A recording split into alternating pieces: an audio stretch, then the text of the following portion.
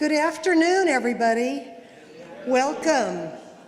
I'm Lynn Dash, a member of the Unitarian Universalist Congregation, former president and convener of our Climate Change Action Group. We're so thrilled to have you here today. Welcome, everybody, and we're thrilled to have Tonie Malone as our speaker and Liz Congdon, our co-coordinator of the Monmouth Center for World Religions and Ethical Thought. Welcome.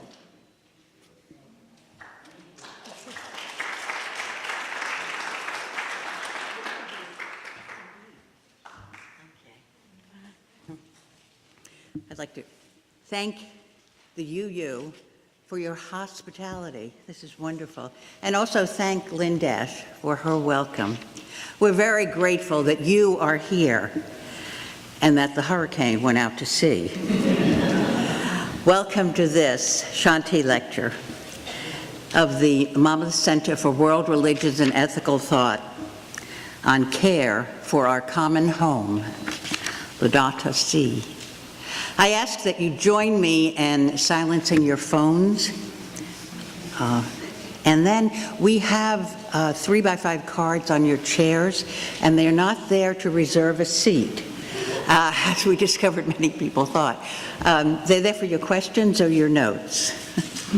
We, at this time, invite you to turn to your neighbor and to greet one another. So take the next minute to meet who is sitting right around you.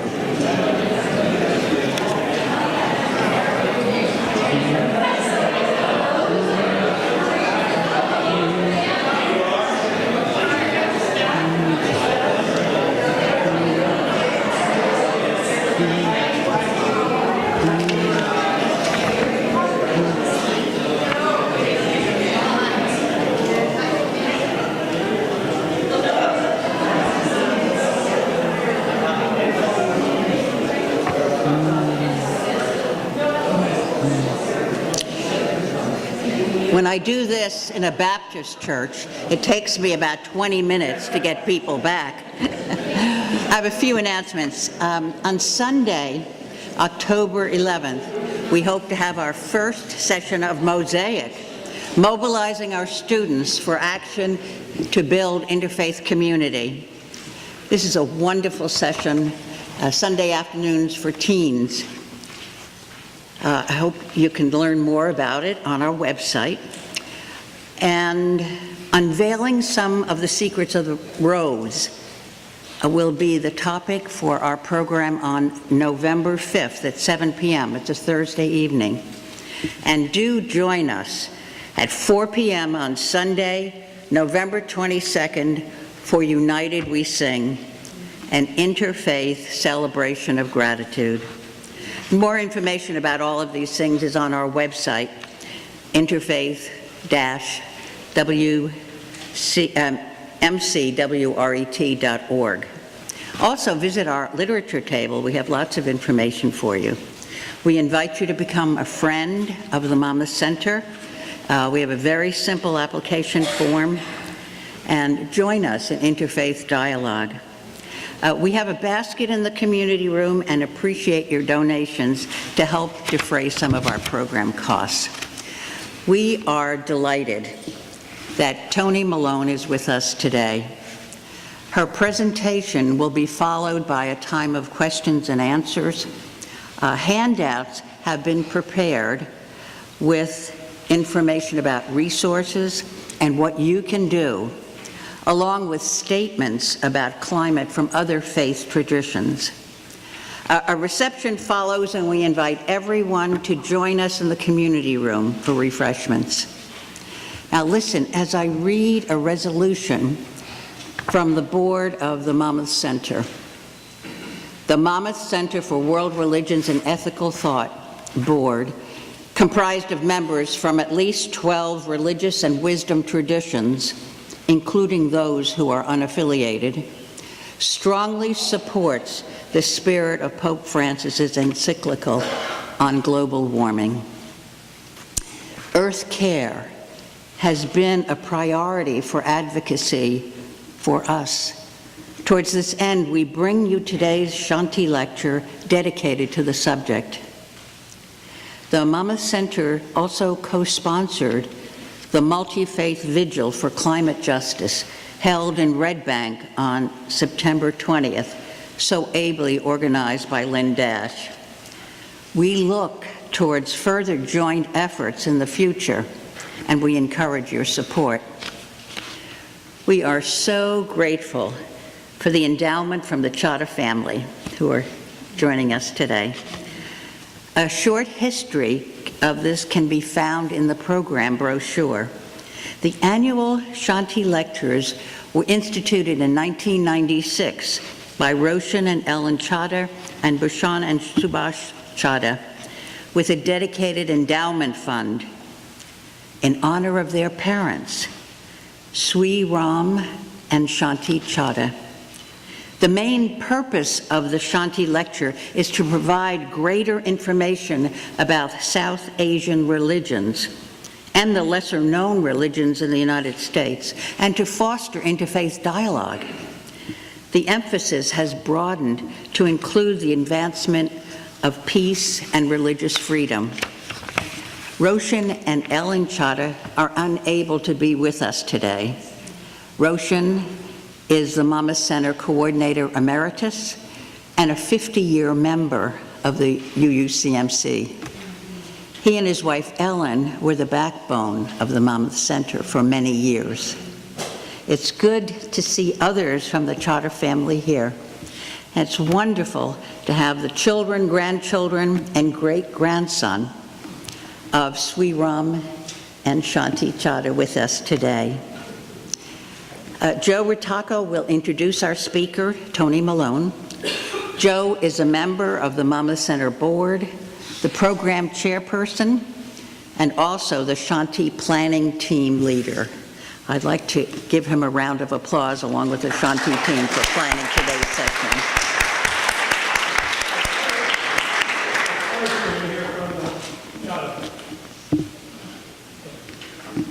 And now we will hear from Yash Chadha and invite the whole Chadha family to come forward and surround him.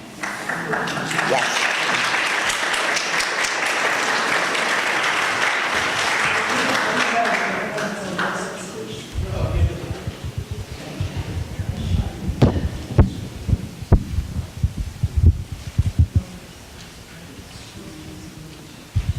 Om Bhurbhuvah Swaha Tatsaviturvarenyam Bhargo Devasya Dhimahi Dhiyo Yo Na Prachodaya.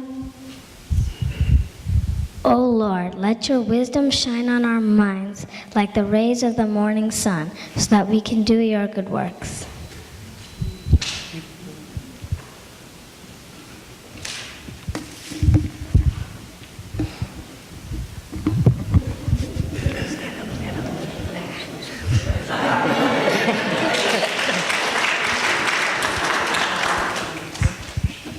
As we will learn from Professor Malone, one of the best ways to reduce the speed of global warming is to recycle whatever items we can and use every day. As a result, my school, Trinity School in Manhattan, recycles items such as cardboard lunch trays and milk cartons, small plastic cereal boxes, water bottles, and especially all forms of paper: writing paper, construction paper, tissue paper, and art paper.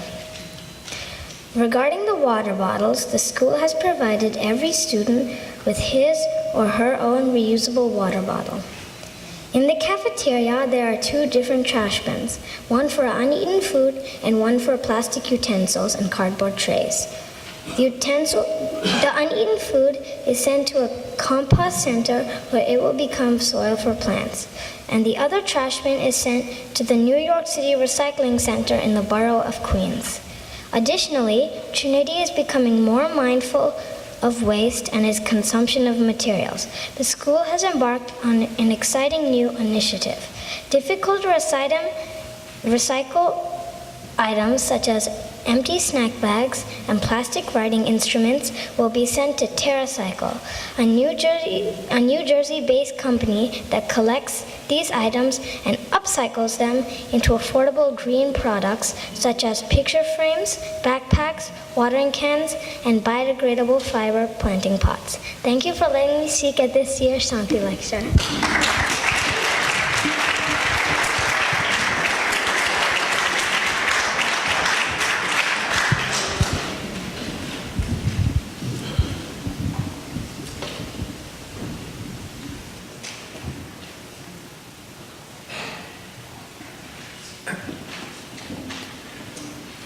I know I was at least 30 years old before I would have had the courage to do that,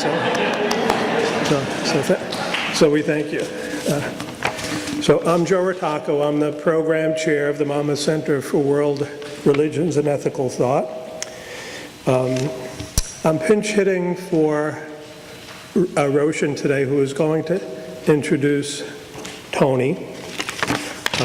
They miss being here, but they're pleased that the Chada family was still able to participate, which is a very important part of today. So Roshan, well, let me give you a little background on the presentation, which is in your program, but it's like the more we hear it, the more we get it.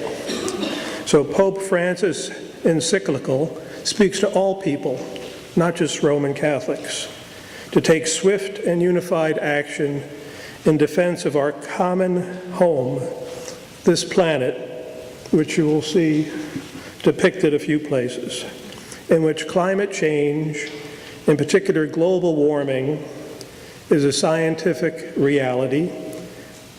Excessive consumption and the desire for profit and growth have sometimes resulted in irresponsible development and environmental degradation, and the Pope reminds us that, as usual, the poor suffer most from these wrongs. Today we will think about what we can do to rectify or improve the situation. So Tonie Malone, Antonia Malone, known to most of us as Tonie, as you can see, is a retired professor of religious studies from Seton Hall University, where, among other offerings, she taught a course in the spirituality of the environment, certainly good background for today. In the early 1980s, Tonie's interest in peace and justice led her to become a founding member of New Jersey Pax Christi. That's Christian peace, is that correct? Okay. A branch of the International Catholic Peace Movement. For many years, she served Pax Christi USA as an ambassador of peace, traveling to Nicaragua, Russia, Brazil, and Haiti. Today, she serves on the boards of both the Monmouth Center, that's us, and the Haiti Parish Twinning Program, which you'll see some literature in the community room after the event. And she is a member of St. Joseph's Roman Catholic Church in Keyport. And Roshan asked, because he planned to say these words, he said, "Joe, please do this for me." So of course I would do that. Tonie has been a dear friend for over 20 years. She's a founding member of the Monmouth Center, and from the outset helped shape its ethos for peace and justice. Tonie is one of the most graceful and courageous people that we know. Her years of service for peace has been her life's prayer. We are honored that she is our speaker today. Tonie.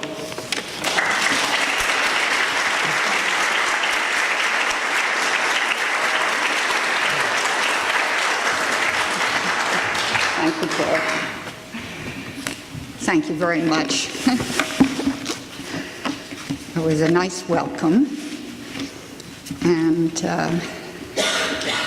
thank you also, Madhav, for these lovely geraniums.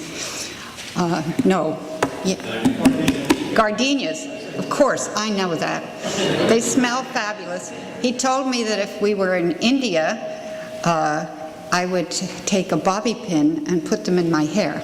But since I don't have any hair, and I and I don't have a bobby pin.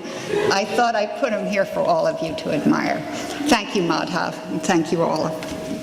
So before I begin, I want to thank the Chadha family, the Unitarian Universalist community, the Monmouth Center for World Religions and Ethical Thought, for affording me the honor of presenting this lecture. I'll do my best, but the problem is that this topic is enormous, as you all know. Even the Pope needed 128 pages. Okay. And this is a wonderful, I bet you haven't all read it, so you won't know everything I'm going to say here. Anyhow, which means, oh, and he was pretty succinct, let me tell you. He didn't put any examples in, well, a few, but not too many. So, which means, of course, the fact that it's such a big topic, that I've had to make some choices. And one of these is that I'm not going to spend a lot of time describing the scientific evidence of climate change and global warming. If you don't believe it's happening, I have a great handout for you from the Climate Reality Project, and we'll have that circling around. Also, in case you are not aware of this, the Pope had several well-known environmental scientists advising him, and he accepts the scientific evidence that global warming is, for the most part, the fault of man and woman. As Bill McKibben, one of the premier environmentalists of our day, put it in his very laudatory article in the New York Review of Books, August 16th, and I quote Bill, "The rapid heating of the Earth from the consumption of fossil fuels is truly the first planetary question we've ever faced, and scientists have done a remarkable job of getting the climate message out, despite some national political leaders beholden to the fossil fuel industry." End of quote. And I would add, despite some people who just don't want to deal with it because, and the Pope says this also, they're too busy. It's a big problem in our society. So they don't have time to think about it, much less address it. This breeds the attitude, it's not happening to me, or there's nothing I can do.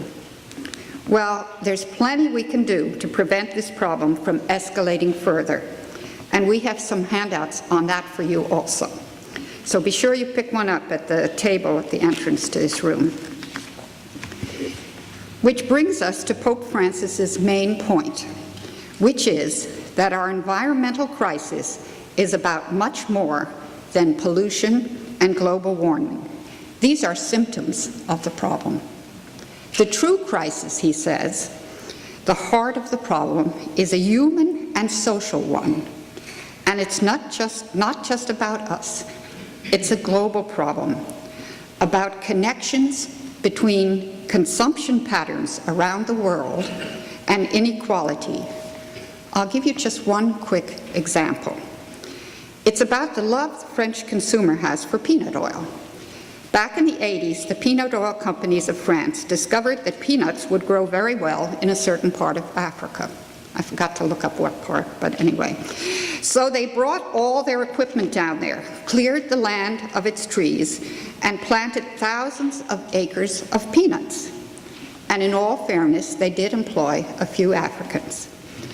But the problem is that peanuts grow underground, and when you harvest them, you have to uproot the plant, and the loosened soil is then dispersed and most often blown away by the wind. Well, after a few years, the soil was depleted, and so the companies left their equipment to rust into oblivion. They didn't even take it with them, and moved on, leaving a desert behind with no work or food source for the Africans living there who had traditionally farmed this once fertile soil. Something similar happened to a staple of the African diet called manioc. Manioc, also known as cassava, is a tuberous root rich in starch that can be made into bread and also a kind of porridge that Africans traditionally depended on to survive in times of drought. They knew. When coffee farmers from Europe arrived in certain hilly parts of Africa, They uprooted the manioc, that dirty weed, right, to make root for their coffee plants. And then when the drought came, no manioc, and so the Africans starved.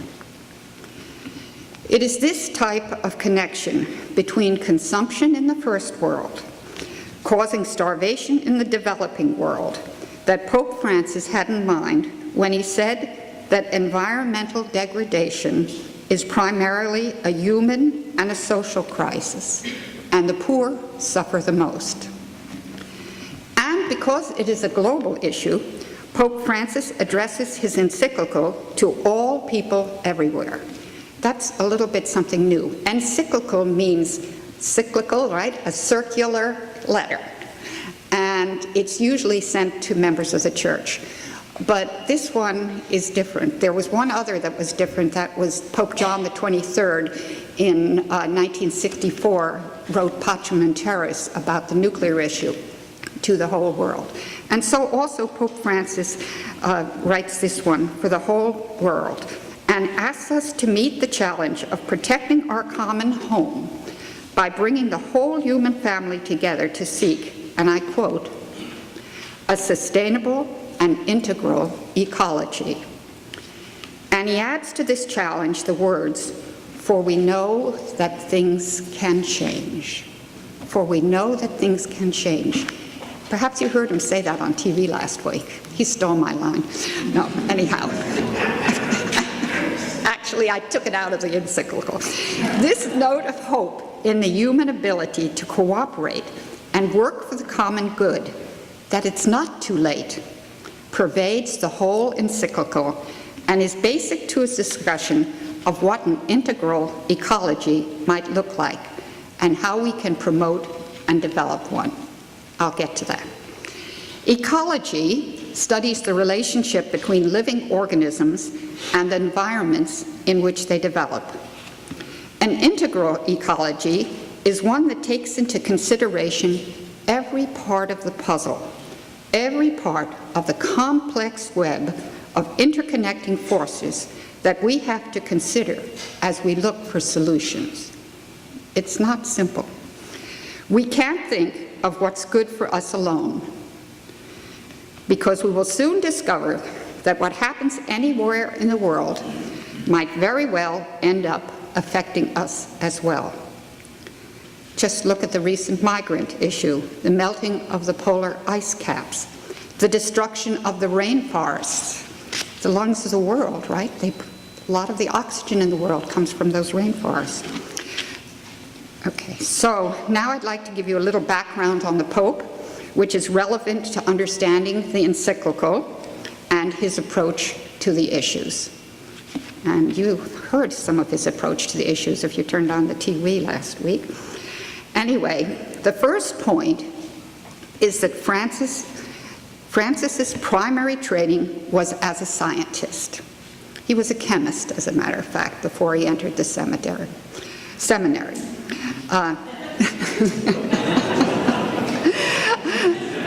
Not a theologian at first, meaning his first interest, since he was a scientist, his first interest is always in the facts. A little like the famous paleontologist priest Teilhard de Chardin, who supported the theory of evolution long before that was acceptable in Catholic circles, because he was present at the unearthing of Peking man, and he saw it for himself. So also, Francis's theological understanding of the environmental crisis evolved as he studied the scientific evidence. And therefore, he begins his encyclical, nice chunk there, with the facts about global warming, carbon emissions, atmospheric pollution, toxic waste, the depletion of safe, drinkable water, deforestation, and the resulting loss of biodiversity. He doesn't say it, but we might wonder as we read Laudato Si and the many articles on our environmental crisis that appear daily in our magazines and newspapers, if we are not also an endangered species. As you have found out, most species, as we have found out, Most species, if you destroy their habitat, don't last very long. If necessary, I have my bottled or filtered water. But that is not the case for the millions of poor people of this world who die daily from our polluted streams, rivers, and wells, or maybe even from thirst if they're drying up, because the waters have dried up as a result of the warming of the lower atmosphere, which is happening because of excessive carbon emissions, which is happening because we can't control our excessive consumerism. Again, an integral ecology has to address all these connections. Point 2, about Francis, what you should know. The Pope comes from the developing South, in particular from the Argentine, and is one of many South American clergy persons who have been immersed in the reality faced by the poor in ways that are foreign to those of us in the United States and Europe. And they see us as partly to blame for the condition of the poor in their countries. By our past conniving with their often corrupt governments in the development of local agribusinesses, and for our support of so many of their dictators, such as Noriega, who we trained at the School of the Americas in Georgia, Pinochet in Chile, whose democratic rival Allende we helped to disappear, our former support of the oppressive regime in El Salvador that murdered Oscar Romero, the 8 Jesuits, and the nuns, and our mining, paper, and cattle companies still actively logging in the rainforests of Brazil. Those same rainforests that absorb carbon and supply a large portion of the world's oxygen. In each of these countries, state and local governments supported the oppression of the poor by driving them off the arable land that used to feed them, or in the case of the rainforests, simply destroying their habitat. And so, multinationals and agribusiness, such as United Fruit, now United Brands, in El Salvador, took over and made the wealthy elites wealthier. And we have our bananas. It sounds like a song, doesn't it? I know that song. Anyhow, these Latin American church leaders' special interest in the poor and oppressed is central to Pope Francis's message that basically business and political leaders in both the developed and the developing world are partially responsible for the environmental degradation that large parts of the southern hemisphere are suffering from, and for the fact that the air we breathe in is becoming continually more polluted. I think we are all aware that asthma, allergy, COPD, etc. are on the rise in our country. They're probably on the rise everywhere. So the Pope speaks eloquently about the pollution in the cities of the world, the margins of which he describes as becoming piles of filth. How has this happened? Let me give you an example. It's about Brazilian soybeans, a big export product of theirs and a much-used product in our country. Over the years, agribusinesses planted thousands of acres of soybeans on land that was once farmed in small plots by local farmers. When the land was taken from the local peasants, and if you want to know how that's done, I can tell you that too, the big companies hired some of them, as promised, but with mechanization, they didn't need many, and so millions of peasants drifted to the cities, making up the giant slums, the hovels that in Brazil we call favelas. The 70s and 80s saw the largest migration to the cities in the history of the world, and there were no jobs. And it is still that way to this day. Come with me to Haiti if you want to see it. Sometimes some of the slack has been taken up by sweatshops. Not much of an alternative, but sweatshops are going out of fashion thanks to grassroots protests. And many companies have left the poorer cities. So today they remain teeming sewers full of pollution and unemployment, ripe for violence. In this way, in the Philippines, in Africa, and in Latin America, and sometimes in India, multinationals originating in the developed world have exploited the land and caused the migration to the cities and the inevitable suffering that happens when there are no jobs to be had. I remember the story of an American missionary, who came to the saintly Dom Helder Câmara, Archbishop of Recife, Brazil, and asked how he could help. To which Dom Helder replied, "Go home and convert your people." I felt a little sorry for that missionary, but still, it's something to think about. So Laudato Si insists that the first victims of the environmental crisis are the poor, and that therefore it is a moral issue.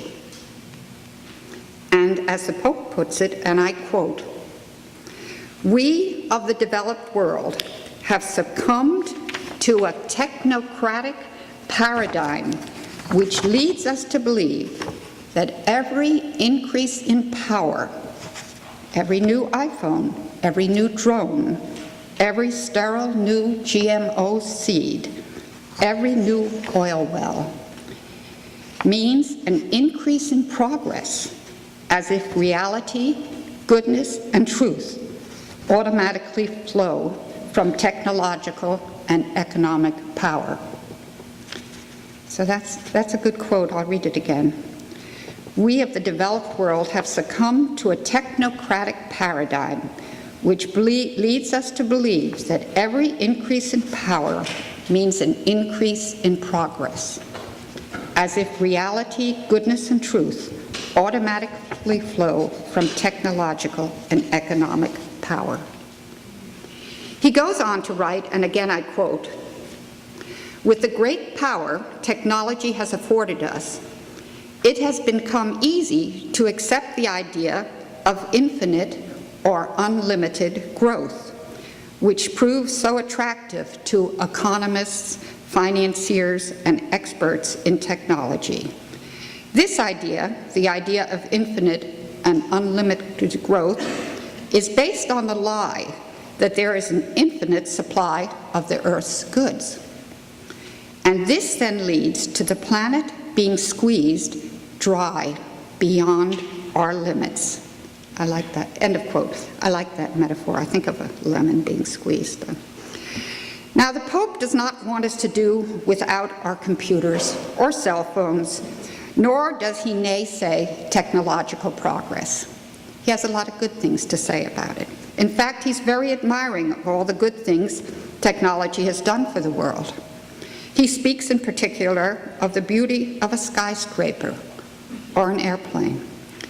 But he does say that any technological progress must serve the common good. Any technological progress must serve the common good.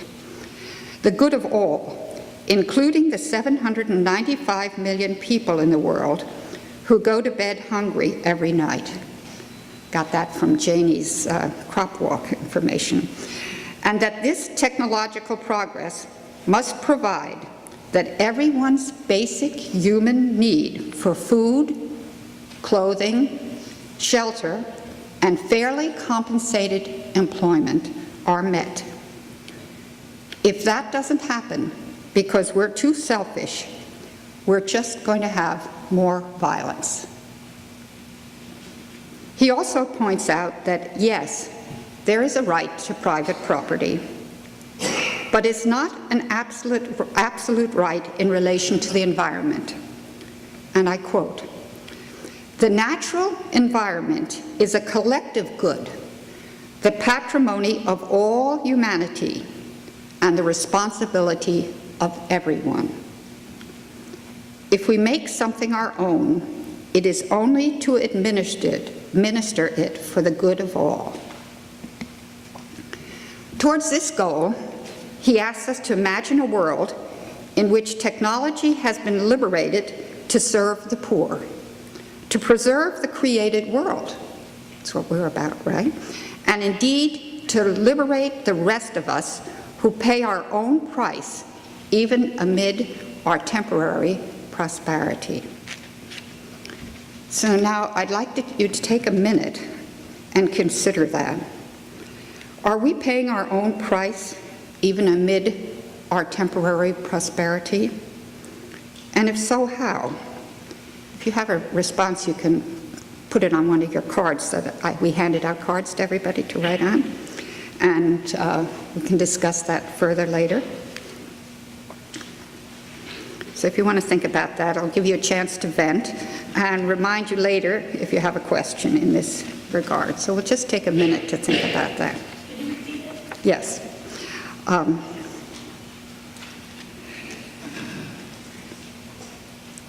He asks us to imagine a world in which technology has been liberated to serve the poor, to preserve the created world, and to liberate the rest of us who pay our own price, even amid our temporary prosperity. What do you want us to say? Do you think we are paying our own price for our temporary prosperity? And we can discuss that maybe later.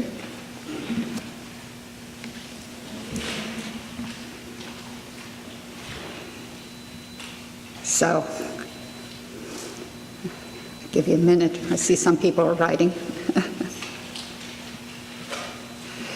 So I don't know what you decided, but the Pope thinks we are paying a price.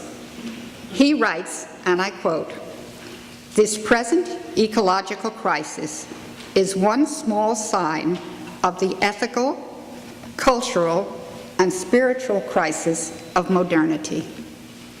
It is dangerous to the dignity of us all." End of quote. So again, I ask you, are we too busy or too overworked to address this issue, and therefore we either pretend it isn't so, say it's too political, or just say there's nothing I can do? So now, as an introduction to the second thing you have to know about the Pope, I'd like to tell you a story. It's a true story. And it's about the experience of one of our first astronauts, Rusty Schweickart. Rusty Schweickart was the first astronaut to go into space and step outside of his spacecraft in one of those space suits, right, which was attached to the spaceship by a sort of umbilical cord. Can you picture him floating out there, right? He was sent out to do a minor repair. But while he was out there, a communication problem developed between the spaceship and Earth. And he was left out in space to hang for a while it was being fixed. And he tells us that as he was floating out there, he saw something that no one has ever seen before. He saw an Earthrise. And as he watched the beautiful blue-green shimmering orb rise above the horizon, his first thought was, that can't be the Earth. And then he realized that everything he held dear and loved the most was down there on that shining, spinning planet. And his next thought was, they can't be fighting down there and building fences to keep each other out. Can't they see that they are all one? Can't they see that they are all one? Rusty felt that this was a religious experience, and he determined when he got back to Earth that he was going to spend the rest of his life sharing this insight with others. And that's what he did. That's the story of a mystical insight. Can't we see that we are all one? I told you this story because the Pope, besides being a scientist, is also somewhat of a mystic, despite the fact that he goes to some lengths to hide this, and despite the fact that he took the name of the famous nature mystic, St. Francis of Assisi. One of Pope Francis's favorite phrases that he repeats throughout the encyclical is that we are all interdependent. Occasionally he says interconnected. Neither word is exactly mystical the way he uses it. And as far as I can remember, he never says we are all one. But it is certainly implied. And the encyclical has a certain urgency about it that says, can't you see that we are all one? That we are all dependent on each other to survive? And if we don't love and care for each other and for our beautiful planet and all of its bodies and parts, we won't survive, at least not in any life-giving, healthy way. As many of you know, saying we are all one implies in theological circles union with God, nature, and each other in a sort of mystical bond, and suggests that the transcendent, whatever you call the transcendent, is part of everything that is. That all of creation, both humanity, nature, and in fact the whole universe, are in a mysterious way infused with the energy of creation, the energy of the transcendent. And therefore, we are all one. We are all, in the Pope's words, interdependent and interconnected in ways that we can't quite fathom, that might be called a mystery. Now, those of you who are scientists, lost my place. Now, those of you who are scientists know that scientists and mystics are developing a much closer bond since the advent of quantum physics. When Einstein first heard of the findings of quantum theory at the subatomic level, you know, all those electrons spinning in pairs, he insisted it had to be wrong. And for a time, he did all he could to disprove it, because it puts scientists back in the abyss of not knowing, the abyss of mystery. Nevertheless, in the end, Einstein was a bit of a mystic himself. According to a quote in a book by Albert Nolan, Einstein once said, quote, "The most beautiful experience we can have is of the mysterious.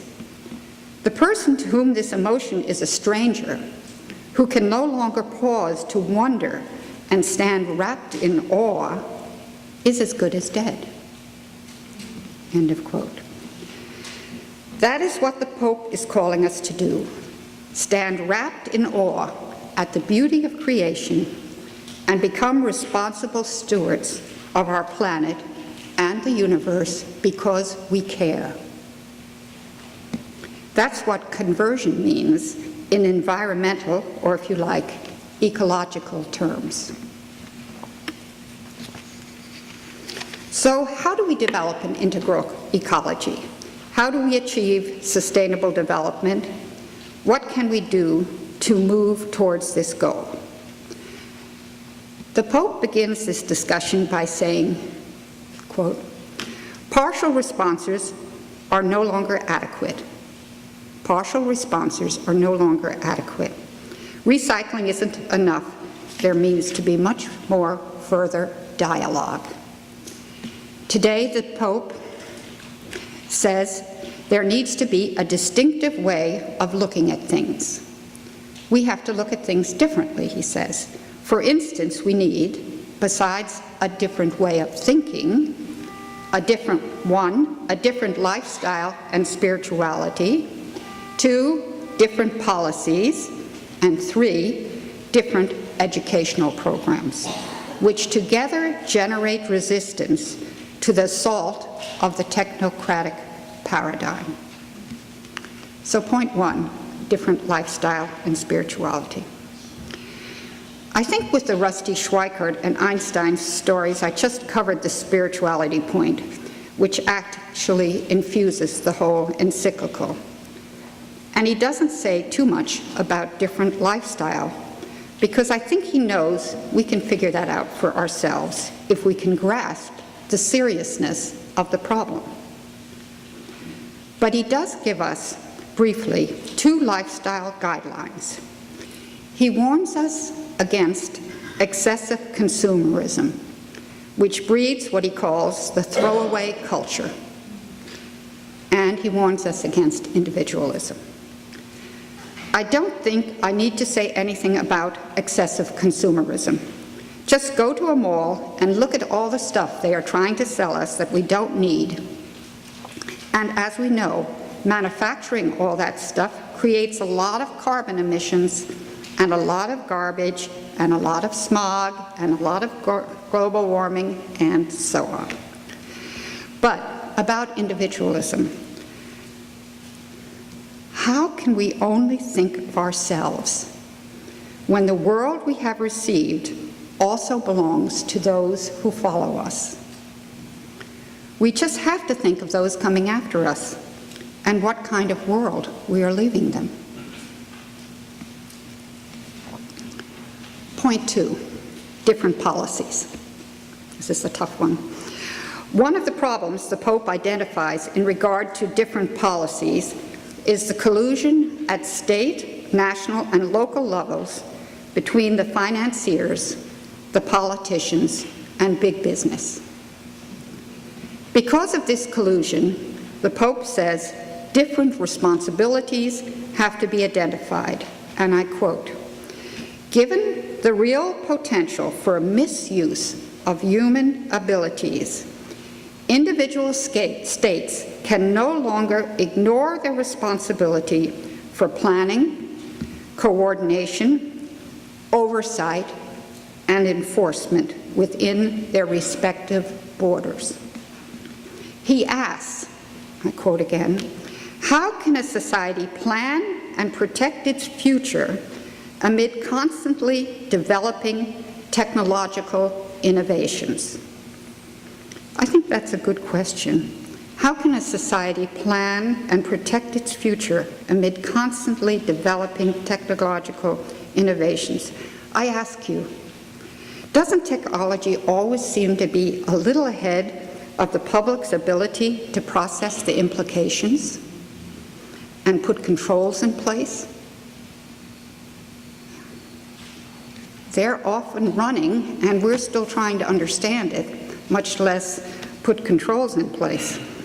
It seems to the Pope that, quote again, "Contemporary humanity has not been trained to use power well because our immense technological development has not been accompanied by a development in human responsibilities, values, and conscience." Our immense technological development has not been accompanied by development in human responsibility, values, and conscience. End of quote. In a further answer to the question, how can a society plan and protect its future amid constantly developing technological innovations, the Pope comments that, quote, "One authoritative source of oversight and coordination is the law, which can lay down rules for admissible conduct in the light of the common good." For instance, says the Pope, there is a growing jurisprudence dealing with the reduction of pollution by business activities. Now, we know that in Europe and in the USA, and no doubt in many other countries, we are developing legal guidelines for clean air, the reduction of carbon emissions, protection of endangered species, and many other things, to a certain extent. But is it enough? Think of the oil companies now destroying Aboriginal land in order to mine Canada's tar sands. or the controversy about fracking that releases dangerous methane into the air. More pollution, right?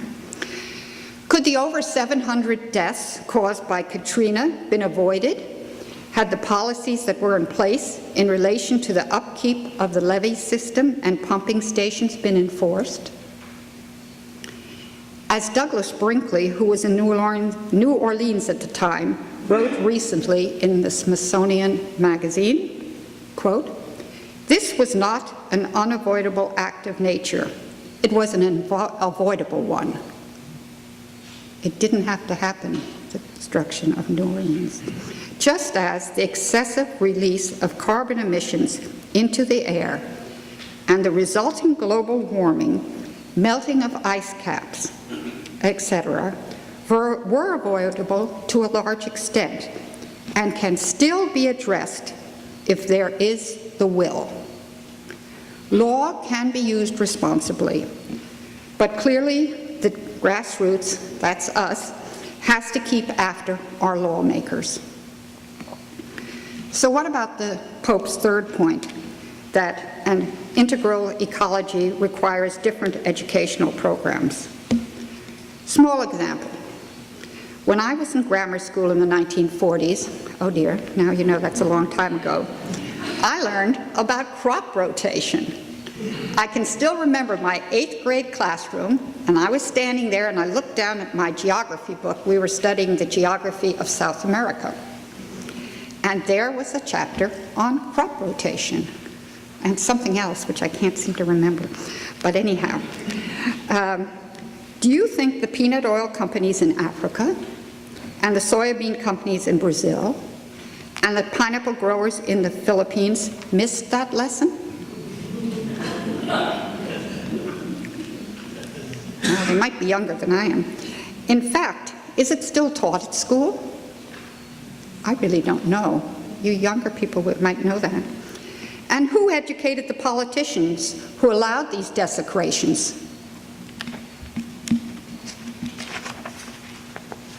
Obviously, education about care for our common home is absolutely necessary at all levels. At the most basic level of our society, the family. Nothing beats talking about it at the dinner table, right? At school, from kindergarten to the university, to senior citizens who pass on their wisdom to their grandchildren. And it will have to be a national effort. Let me give you an example. In the last 4 years, a group of Haitians whose work we at St. Joseph support by giving microcredit loans and much more, have planted an average of 7,000 trees a year in Pignon, Haiti. But this didn't start 3 years ago. It started 21 years ago when we first visited Pignon. We had been invited by the pastor of the Catholic Church there to become their sister parish. So when we got there, we asked, what can we do? And he said, the most urgent need that Haiti has is for reforestation. The existence of all the crops depends on it. So I said, great, let's get started, Father. And he said, wait a minute. The first step is education, Tonie. So for a very small sum, we paid the salary of a local Haitian agronomist to speak about reforestation to families in the schools, in adult classes, to groups of farmers and market women. He did this for 2 years before we even planted a single tree. And I think it paid off. The trees are doing pretty well. About 50% are now surviving. That's very good, might be a little less. And then the other day, I received an email from our friend, Dr. Musanto Dantil. He's a native Haitian from Pignon, whom our program at St. Joseph sent to university to become an agrovet. That's a combination of agronomist and veterinarian. He is now the veterinarian in the Pignon area and also in charge of reforestation. In this email, he wrote that the drought in the last 2 years has been so bad for the subsistence crops that most of them died. There are a lot of hungry people, he said. And the farmers had to switch to drought-resistant crops like plantains and cassava. There we are, back to the cassava, right? So they know better than we do. Also, as we can see from their small plot farming methods, they know that, in the words of E.F. Schumacher, that small is beautiful. By the way, did you know that the UN's Food and Agricultural Organization has in the last few years published one study after another showing that small farms, in fact, produce more calories per acre than agribusinesses? Another little tidbit from Bill McKibben. When we first went to Haiti 21 years ago, the pastor of our sister parish, a very wise man, Gabriel Julmis, used to say to me when we would visit, and I would come up with one of my wonderful ideas, he'd say, "Tonie, that's not our custom. You must learn to listen to the people." It was a good lesson, and I'm working on it. So, to conclude, a final quote from the Pope's Encyclical.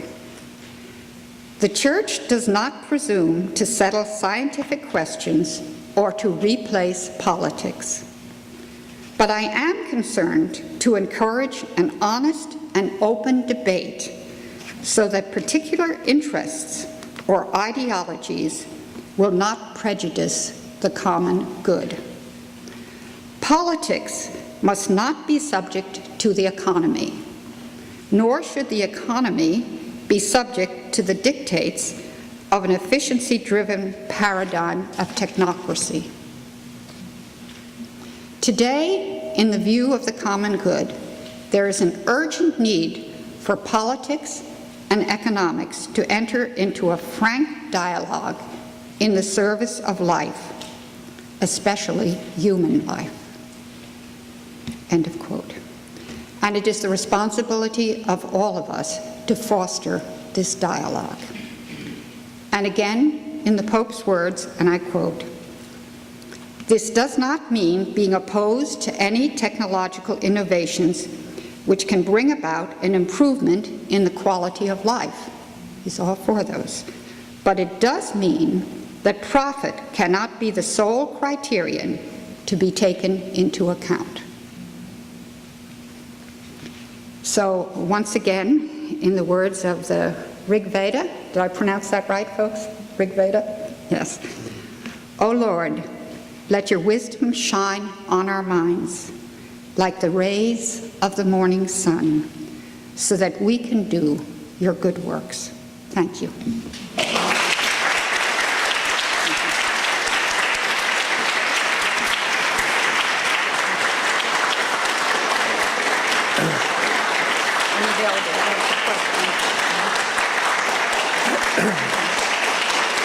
Good job. It's now your turn. I'm sure there are lots of questions. I hope there's a lot of questions or comments. I would just ask you to try to be brief. If you have lots to say, let's do it in pieces so everybody gets a chance. So we're now ready for questions. We have a handheld mic coming around. Just raise your hands, please.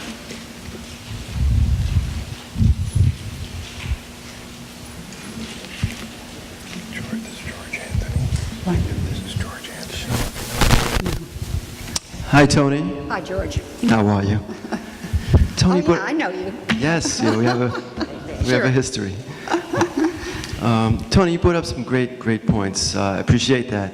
One of the concerns I was thinking about is this message of the economy and the agricultural concerns we have, and education, because it's going to be in education where we can reach the minds of the young people to bring them back to the equation of world production and agricultural accountability, if you want to call it that. But we also live in a world, especially here in the States, where we're focused on Common Core and educational testing. So the question is, how do you see moving the shift back to the grassroots and giving children an opportunity to be a part of the solution rather than just continue to be part of the testing paradigm that we're up against? I'm not sure you have the answer, but I think that's part of where the answer lies. Anybody like to address that? I'm not an expert on the Common Core, although I've heard complaints also, you know. So I don't really know, but I should think it would have to incorporate some environmental issues. Yeah, I just came from the United Nations this week, where Jane Goodall spoke to the students, and she moved them powerfully regarding roots and shoots and her agenda of basically being a part of the solution. So it's just a question of just reminding humanity that you play a role, and we're not just sort of sheep in the process of education, testing, and so on and so forth. Right, that's true. I think I said that. It's up to us, right? Yes. Thank you, Tonie. You're welcome, and thank you for the question, George. My name's Eric. My mother's a member of the church here. Just by way of showing us how the world economy and globalization works to hurt poor people, could you explain to us, as I'm sure you know the story about Haitian rice? Yes, I know a lot about Haitian rights. What's the question? Tell the story of it. Tell the story of Haitian rights? Well, What happened when the Duvaliers left and Miami rice began being subsidized and exported to Haiti? Yeah. Well, the problem started way before that. It started in 1804 when the slaves rose up in revolution against their plantation owners, who had kept them deliberately ignorant. They never learned to read or write unless they did it subversively, right? And then they finally had enough, and they were led to revolt. And Napoleon was so busy in Europe fighting his own war that he declined to send an army over to Haiti, and he simply told the plantation owners to come home. And they were left there, no role models except the plantation model, the power model, right? And so to fend for themselves, you know? And that really allowed, slowly over the years, continual intervention by American troops. The Marines landed 2 or 3 times to try and settle problems. And eventually by a group who got a little more educated, and dictators, just like all the rest of Latin and South America, dictators came into control, such as Papa Doc, and their henchmen were the Tonton Mukuts, who systematically beat up on anybody who tried to change the situation. And of course, most of Haiti is rural, right? About 8 million people live in the rural areas. And the 1%ers, which we call the elites in Haiti, have systematically tried to deny them access to education or power of any type, until finally Aristide came along. You probably know that story, right? I don't know exactly what year that was, but I knew him, so it's within the last 15 or so years, or 20 years. And that was not appreciated by the elites, who managed to get a following in the United States, who then helped overthrow him. And since then, there's been chaos in Haiti, because the president cannot rule without approval of the Congress. Anybody ever heard that before? And so they never got anything done. Any good people never got anything done. Like, then of course they had the earthquake, and so it's been very up and down. Now they have a not very good president, a former rock star, Martelli, right? And so we keep praying for the best. Most of our efforts down there we try to do below the political line. There are a few good things happening. The Ministry of Health is a pretty good organization. And so we're praying that something gets better. Does that answer your question? Well, if it isn't, you can clarify, or I'll speak to you later, right? Yes, David? Tonie, I think you need to add, I think the point he was getting at was what happens when, with Aristide, the issue of the rice issue, that they were able, the people of Haiti were able to feed themselves. And we went down there and we'd see these bags of rice from the United States. And we asked, what was this about? And what happened was, and Tonie can explain it better than me, but to get money from the IMF and other, they had to agree to drop the tariff. And as soon as they dropped the tariff of rice coming into the country, into Haiti, the United States sent all their excess rice to Haiti. And so it totally destroyed their local farmers, that they stopped going. Part of what Tonie explained before, they came into the big cities then, into Port-au-Prince, into Cape Haitian, looking for work, because it didn't matter to stay on their farm and grow their rice. There was nobody that would buy it, because we, the United States, had sent our rice. I don't know if that's what the gentleman was talking about, but that's one of the political issues that happens. I just wanted to add that. Globalization hurts the poor. Absolutely. Yes. Tonie, you mentioned about the dictators.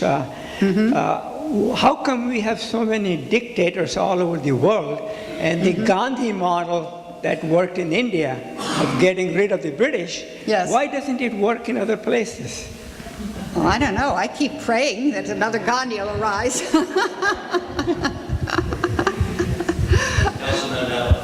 Yes, and there were great people, Martin Luther King Jr., Nelson Mandela, and so on. Yes, Linda?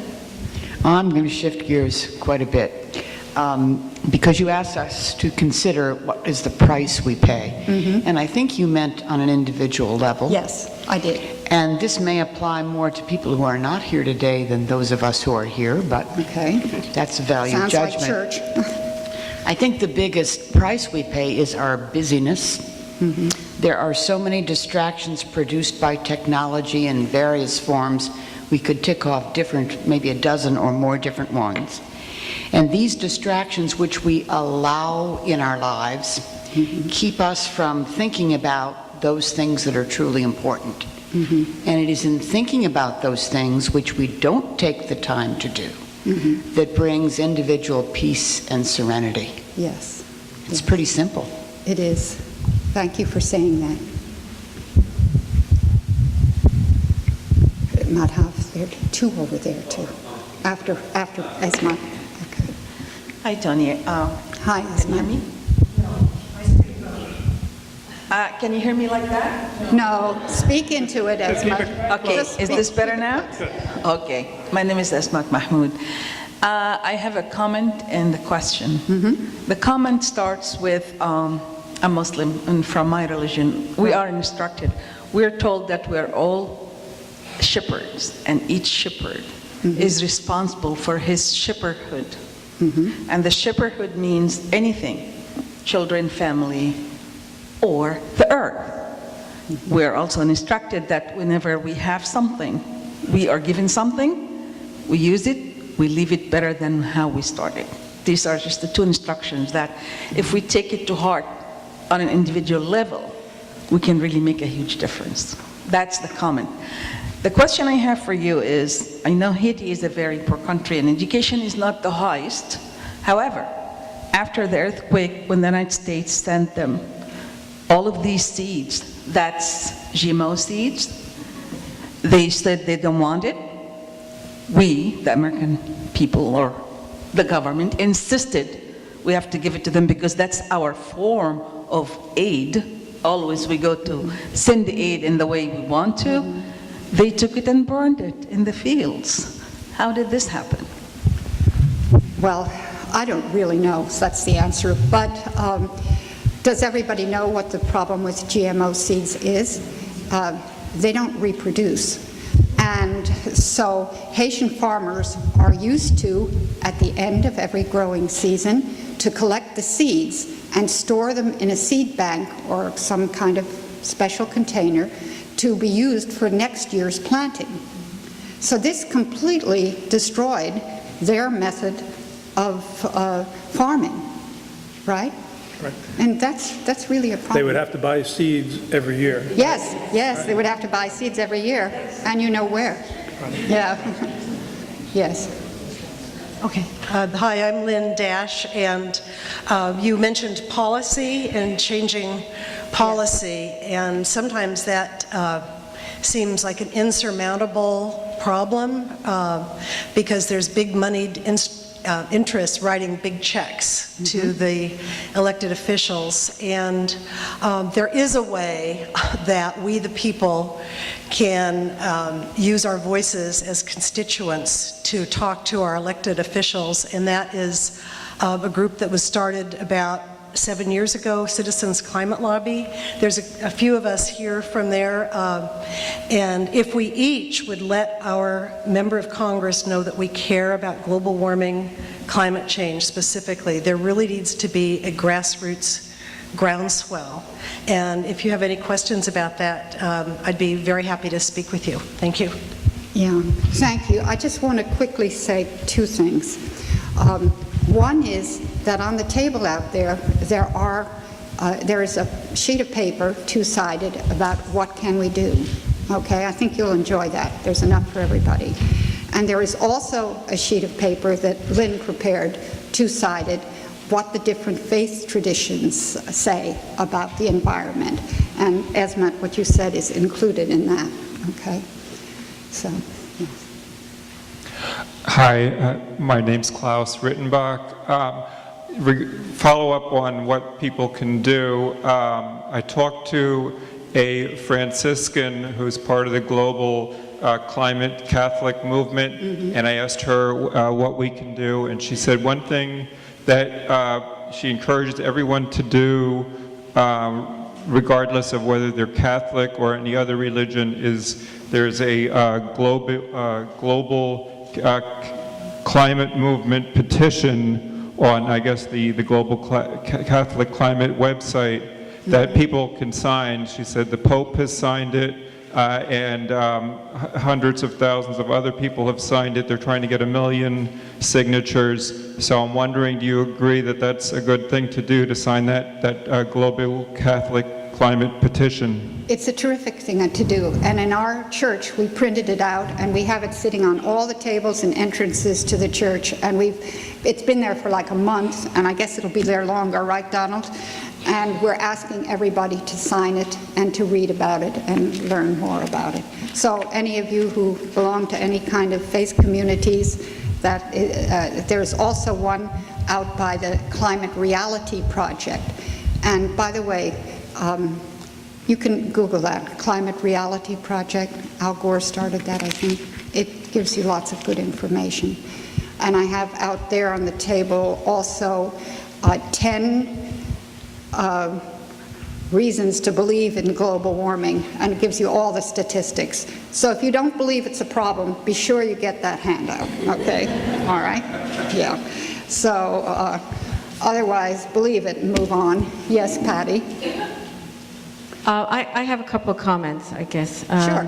I'm Patty White. I'm with the board, the Monmouth Center for World Religion. I represent the Baha'i faith. And I wanted to respond to what what you said about educating children, and I agree the core curriculum can be an obstacle, but I think there's many ways to reach children. There are after-school programs, clubs, community activities. We have to not leave it to the educators, so to speak, or the system in order to reach children. I think there's lots of ways, and the receptive. And secondly, I think we're all really touched by what the Pope said in the Encyclical and his visit to the United States and his approach to climate change as a spiritual issue, a moral issue. What was the word you said?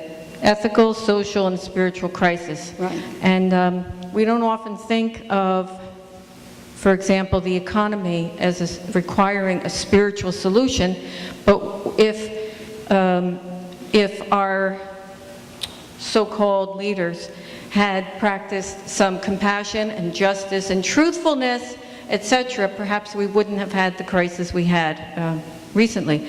So I think we should maybe think of capitalism in different terms. People who promote unbridled capitalism are along the lines of everything is measured only in money, only in cash, and that growth should occur without restriction in regard to anything into the indefinite future. I work in the medical field, and that's another way to describe cancer. Something that grows and grows with no regard for what's around it or the consequences. And I just think, this approach, it's not just about recycling, it's about the big picture, it's about we're all one people. Thank you. You're absolutely right. Yes? Oh, is there somebody else? I'm sorry, there's somebody first. And we'll Hi, Janie Shilka. I work with a lot of young people on the Crop Hunger Walk every year, and I learn a lot from them, but I think I learned the most from my own parents. And I think education begins the minute your child is born, and what you help them understand values in various ways. And we were never afraid of the outdoors, and we always paid attention to all of the species, not just humans, but animals and insects and trees and flowers and gardens. And I think it's because my dad was an Ohio farm boy that came east. But I think there was one project I heard of that really struck me, and that was if you just take your child outside, it can be in your family, it can be in a classroom, it can be in a camp, anywhere, and measure out 12-inch squares in the ground and dig down gently and see what's going on in those 12 inches of ground and realize how close we are to that which sustains us. And we have to take care of it. We can't pour toxics into it. We can't drill down and turn left or right and just put 600 chemicals in there and think we're going to be okay. We are paying those prices with diseases, with the whole idea of busyness, I think, and just overconsumption, which is not making us happy. So anyway, my little thing about starting when they're babies and playing in the dirt. We're all afraid of going outside these days. I think we have to get over that fear of the world around us. That's true. Thank you for your words, Tonie. Thank you for your comments. So it's so true. Did you want to say something over here? No, go ahead. Could we take a look at the What We Can Do sheet and go down to where it says converse about the environmental crisis? Excuse me, what did I wrote that, so what's trying to remind me? Converse about the environmental crisis. Oh, yes, right. Yeah. Could you please add letter D? Yes. Eat much, much less red meat. You know, in all fairness, Roshan told me I should have put that down, and I forgot. You're right. I haven't eaten red meat in so long, I can't remember. I'd like to say one thing. One other suggestion. I grew up in the city, so I didn't have the farming experience, but I was lucky enough to be a Boy Scout. So that's another great way for kids to get in touch with nature, and it really worked for me. So. Tim Malone. Hey, Mom. Hi, Tim. So I want to let everybody let you know, my mom, when we were growing up, about educating the children, was we weren't allowed to watch TV Monday through Friday, so or Thursday, actually. So when we came home, we had to go outside and do stuff, work in the yard. I'm a landscape contractor, so that worked. I'm outside all the time. And, I can give you his card. And it helped out really good. It's okay, I'm busy. So But also with that and said, with global warming, I've been in business for 27 years, and there's certain trees I could plant 27 years ago that you can't today. It's just too hot. So global warming is there and it's real. Yeah, good point. Thank you for saying that.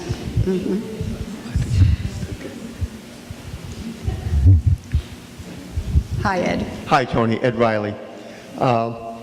You shared about the astronaut in space and looking back at the Earth and everything we had, we needed there. And it reminded me, in 1940, when DeWolke was running for president, he talked about one world. He saw it as one world, and we should all be working together. And through the years, there was a movie called Oh God with George Burns. Oh, yes. And I love the movie. I've seen it often. And John Denver, who was the grocery clerk, is asking God to do all these miracles. And he said, I stopped doing miracles. He said the last one he did was the 1967 or 87 Mets. And he did the Red Sea at once, but he didn't want to do any more miracles. But he said, I've given you everything you need. Right. You know, it's up to you people now. And I looked at that, and also you talked about Francis and yourself and others about spirituality. You know, it's a constant refrain, and I hear that term all the time. And I had religious training and background, but I look for the people which what I call spirituality, and might be different definitions by everybody on it. But it seems that somewhere along the way, people get to a certain point, they're full of spirituality, but then as we get a little bit more, we catch the disease of more. We want a little more. And spirituality seems to take a step backwards. My wife and I had the opportunity to go to China a few times. First time 15 years ago.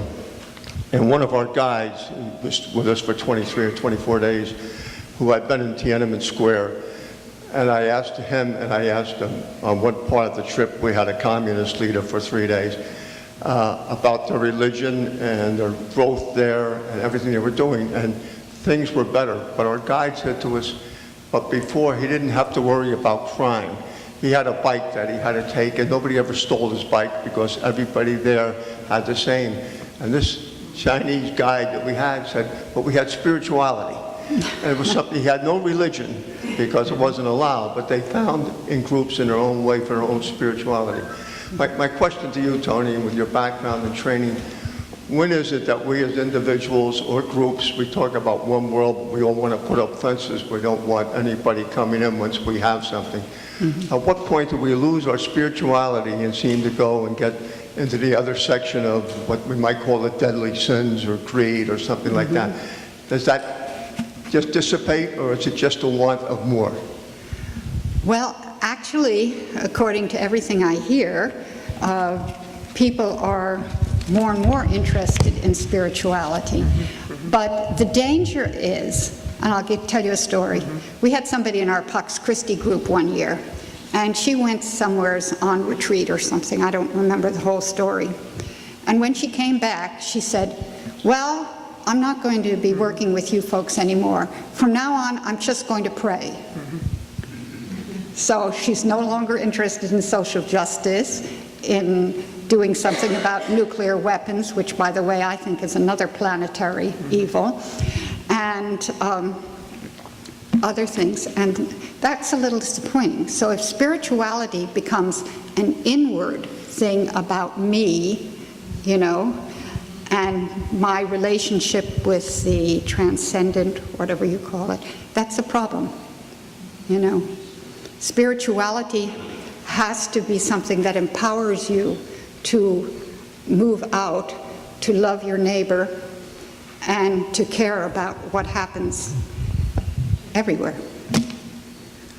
That's my only answer I have. Okay. Hi, my name's Jan Dash. I just want to say that I believe that climate change is the greatest ethical, moral, and survival issue of our day. It's interconnected with other issues that everybody cares about in a profound way. One really positive thing is that there is, as many of you know, there's going to be an international climate conference in Paris this December, and All countries are submitting what are called INDCs that are intended national determinant contributions, which they are going to make in order to try to, as individual nations, do what they can to limit greenhouse gas emissions, including new statements by China and one this last week by India. So I think that's very positive. I urge you to support these negotiations. Write to your elected representatives and say that you support a strong, binding climate agreement in Paris. And one more thing. So we were talking earlier about educational opportunities for students to learn about climate change. On your sheet, 3 lines up from the bottom, is a URL. climate.uu-uno.org. If you go to it and search for a kids corner, a big kids corner, and resources for teachers, you'll find many, many online resources for climate education by professionals, NOAA, the AAAS, the EPA, lots of things for little kids to do, big kids to do, and complete courses with lesson plans for teachers. Thank you. Very important. 2 more questions. There's one over there. And Okay, or there's 2 one more over there. comments per question. Yeah, somebody over there had their hand On the up. right. Yes. Hi, my name is Alka Lote. I'm a master gardener in Monmouth County. Speak into the microphone. Can you hear me all? Closer. Yeah. My name is Alka Lote. I'm a master gardener in Monmouth County. This program is run by Rutgers University, and we go throughout the schools in this area and teach the kids how to grow this stuff. And I think they benefit from it a whole lot more, but the teachers don't have time to incorporate that into their work day. And we find a lot of resistance from the teachers, which is unfortunate. That's the whole busyness syndrome. Yes. Yeah. Thank you for sharing that. That is something we have to address. Do we? Our closing comment or question? Okay, can you hear me? Is this better? Good. I just wanted to respond to your very wonderful idea of having the kids go out and take them and show them what's happening. Unfortunately, most parts of the area and in here, the outdoors has become so polluted that even if they go out, they will not see what's good and may even get some harm, especially in a place like Los Angeles or now in Paris and all of these areas. So we have already polluted our outdoors that the lessons we need to learn from them may not be there. So we have to be creative and we have to protect them and then show them at the same time what's good. And that chimes in with your dilemma when you go to teach the kids something, the teachers don't want to do it. We have to start at every level with educational, starting from the spiritual aspects that people believe in, whichever it is. Go from there, and hopefully we'll reach where we can. One more thing. Okay. Thank you. I just want to say one more thing. In that respect for education, one of the things I had a little trouble getting my head around was the global warming thing. What exactly is the crisis? And I had it explained to me several times, and then I saw it here in the New York Times the other day, so I just want to read it to you. The planet has already warmed by about 1.5 degrees Fahrenheit above the temperature that prevailed before the Industrial Revolution.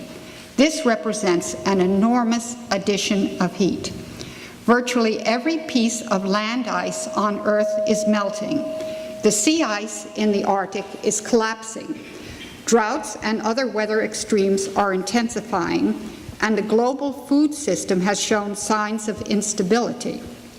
At a meeting in Cancun, Mexico in 2010, climate negotiators from nearly 200 countries agreed that they would try to limit the warming to 3.6 Fahrenheit, or 2 degrees Celsius, above the pre-industrial temperature.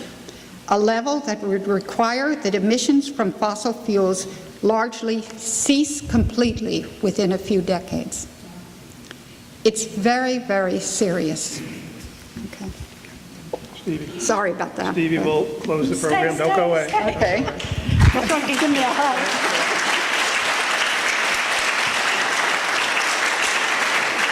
Good, keep on clapping because then I could get more hugs.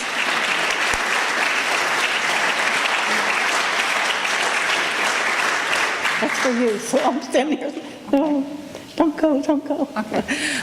When I first heard of the idea, I believe came from Roshan and the Shanti committee to bring Tonie, I said immediately, this is a brilliant idea, and I've continued to say it, as different discussions have gone on. There's just nobody like Tonie Malone. So, on behalf of the Monmouth Center for World Religions and Ethical Thought, I would like to present my dear friend Tonie with an honorarium in recognition of the incredible work she does in this world. And she didn't even know she was getting an honorarium because, of course, that's Tonie. And she said, well, I'll figure out somebody to donate it to. I also want to thank all of you. There's a really sizable audience to come out in a storm. So thank you all for being here. I want to thank the Shanti team, because this might seem so simple. Oh, Tonie's here talking, but a lot of work has gone into creating this presentation. One member is in the kitchen. She's a member of the Monmouth Center. Her name is Georgette, and when we leave here, there'll be wonderful snacks for us to share that way. And so please say hi to Georgette. She's wearing a chef's clothes. I want to thank so much the Chadha family, who have driven some distances to be here with us. And Monmouth Center for World Religion is a very nonprofit organization. No 501c3s, maybe someday we'll get there. So there's a basket available, and if you wish to donate anything at all, it really helps to subsidize the programs that we present. Our only source of income really is donations by members of the board and others' generosities. I would like to ask the entire board of the Monmouth Center just to stand for a minute. No applause necessary, just so that when we go in to have a snack, you have a sense of who we are. And you can say hi to us, ask questions. If you look at all of us, you can sit down. If you look at all of us and you think back to the Pope speaking at conducting an interfaith service, I was so chilled, and you might be as well, because I was saying, that's what we're about. This is what we're about. And on our own mini level, we have the same representatives who were there with the Pope. Working away. I think I didn't forget anything else. Yes, please come. What?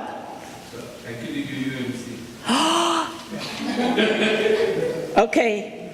Thank you to the UUCMC. Yes, without you, we wouldn't be here. Without the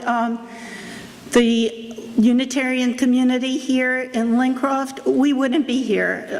Very, very generous, supportive in so many ways. It's unimaginable. So yes, thank you very much for reminding me. Anything else?